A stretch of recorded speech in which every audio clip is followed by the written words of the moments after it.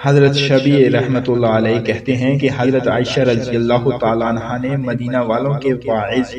حضرت ابن ابی سائب رحمۃ اللہ علیہ سے فرمایا، 3 کاموں میں میری بات مانو ورنہ میں تم سے سخت لڑائی کروں گی۔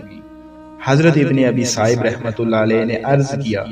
وہ 3 کام کیا ہیں؟ ام المومنین، میں آپ کی بات ضرور مانوں گا۔ حضرت عائشہ رضی اللہ تعالیٰ عنہ نے فرمایا،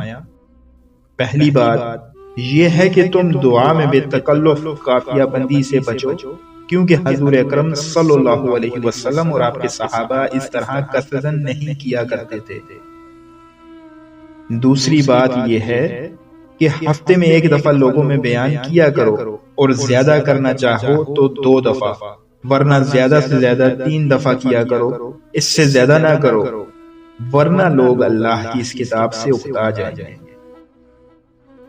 تیسری بات یہ ہے کہ ایسا ہرگز نہ کرنا کہ تم کسی جگہ جاؤ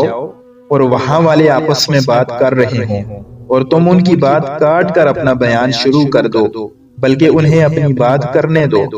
اور جب وہ تمہیں موقع دیں اور کہیں تو پھر ان میں بیان کرو۔